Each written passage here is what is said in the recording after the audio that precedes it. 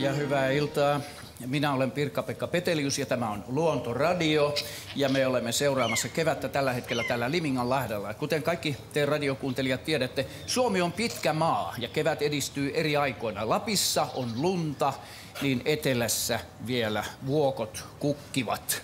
Mutta nyt olemme todellakin tässä Liminganlahden korkeudella. Tämähän on hieno lintuparatiisi. Meillä on mukana tässä lähetyksessämme biologian johtava professori Jari Tikka. Hän on kahlaaja-ekspertti. Jari, kerro meille nyt radiokuuntelijoille heti tähän alkuun, miltä kevät täällä Liminganlahden korkeudella näyttää? Siinä se nyt on, Pirkka-Pekka Petelius.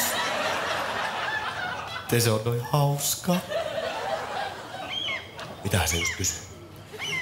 Niin, kysyin, että miltä kevät täällä Liminganlahden korkeudella nyt näyttää, Jari Tikka?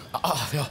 Tosiaan töyhtöhyypäthän ovat ennättäneet jo tänne Oulun korkeudelle ja erityisesti kahlaajat ovat saapuneet suurilla joukoilla. Joo, sähän olet kahlaaja-ekspertti, tiedetään varsin hyvin. Ja tää Limingahan on nimenomaan... Mulla on koko ajan mielessä se, että miksi vatussa on karvoja.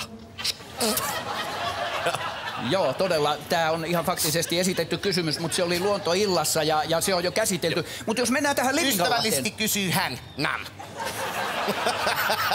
Anteeksi, mun on pakko, sä oot vaan niin hauska. Joo, anteeksi. Joo. Nyt tää Limingahan on erittäin rikas, kun tää on maan nousemaa, eli... Siis on saatana. Muistatko se? Sekin oli aika hauska. Joo. Se oli... Hei, katoppa tonne. Mikäs tuolla on tommonen? En mä näe. Onko se joku... musta todistuu kuiru. Apuva!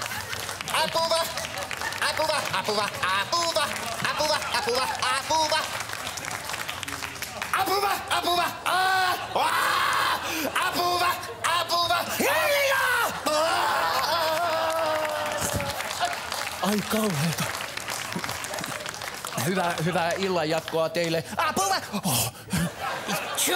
Juppi! Ei. Pirkka, luontoajan Pirkka. Annamme aikaa merisäälle.